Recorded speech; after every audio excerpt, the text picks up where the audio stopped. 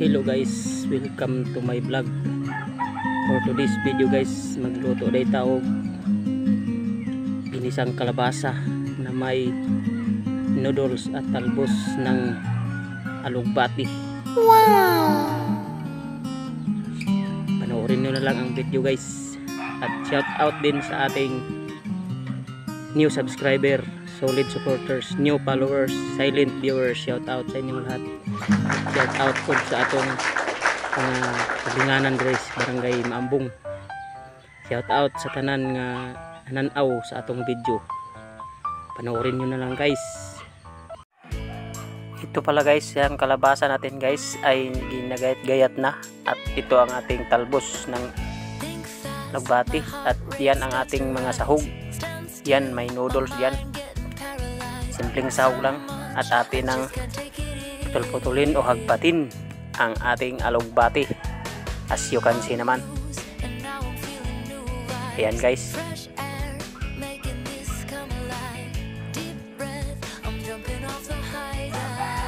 Pwede nyo rin subukan yan guys dahil masarap yan. Kalabasa lagyan ng noodles at yan ang ating alugbati guys. Tapos na nating putol-putulin. Maghiwa na tayo ng bawang, isang piraso. At lagyan natin ng siling haba guys na green. At 10 piraso na sili. Para may kagat ang ating gagawing ulam ngayong araw na ito. As you can see naman guys. Ayan.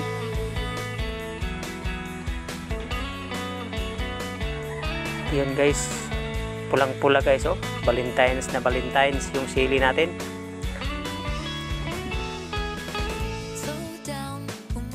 At ayan na guys, ay ready to cook na yung ating lulutuin ngayon. Yan. As you can see naman guys. Yan ay makulay talaga ang buhay natin guys pag marami tayong gulay sa paligid. At yan guys, pinainit na natin ang ating Nigerian pan.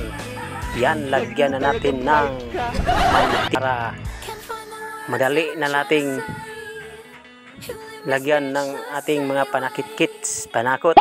Ayan guys.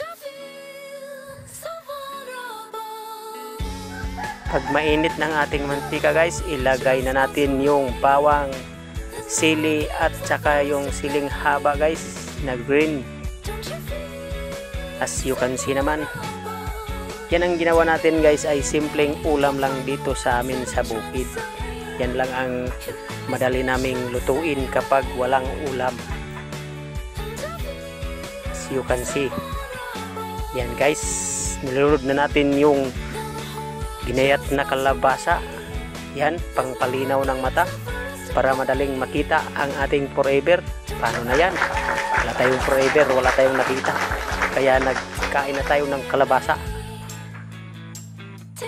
At nilagyan din natin yan guys ng isang tasang tubig lang yan. At saka in-estimate ko na lang yan na isang tasa. At lagyan din natin ng konting asin, magic sarap, para masarap ang kanilang pagsasama ng alugbati at kalabasa. Lagyan din natin ng toyo, isang sachet na maliit. As you can see naman. Lagyan din natin ng seasoning ng noodles para lalong sumarap. Patakpan natin guys at pagkaraan ng ilang minuto. Ayan guys oh. Naulan pa rin dito sa amin guys. Ngayon lang tumila yan. Pagkaraan ng 5 minuto guys, ayan, buksan na natin. Yan, malapit. Wow!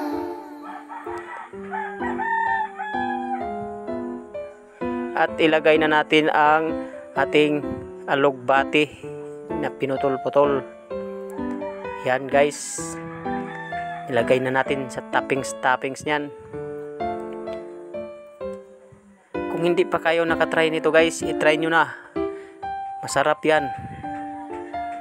At masustansya pa, pampalinaw ng mata. At takpan natin guys. Ilang minuto pa. Ayan. Pagbukas guys, luto na yan guys.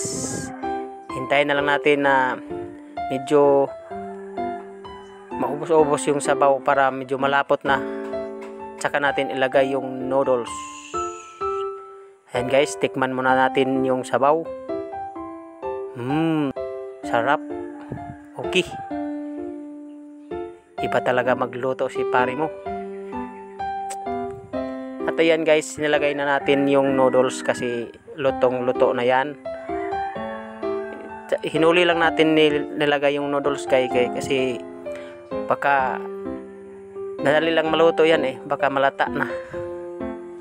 Baka malata. Ayan guys, mikos-mikos ng konti. Ayan, para mamikos-mikos ang kanyang mga ingredients at saka yung noodles at kalabasa. Takpan natin ulit guys. At yun, luto na yan guys, ready to serve na yan. Yan pala ang ulam sa atin sa umagang ito.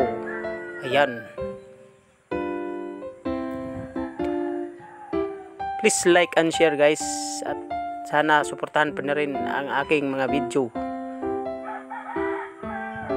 Yan guys, ang atin ang huhukarin dahil nagugusla na talaga ako guys.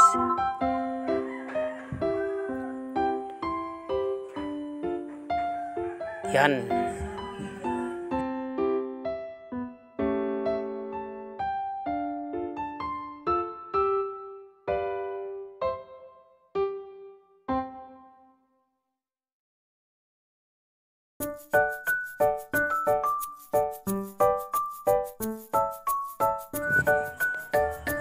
Yan guys, so luto na ating kuan guys, ready to eat na tayo. Yan, may tuyo pa tayo, may sausawan. Yan. Kain guys. At shout out sa lahat ng nanonood ng ating video. Please like and share. Unang subo. Talagang makikita mo na ang langit. Ayan. Sarap. Please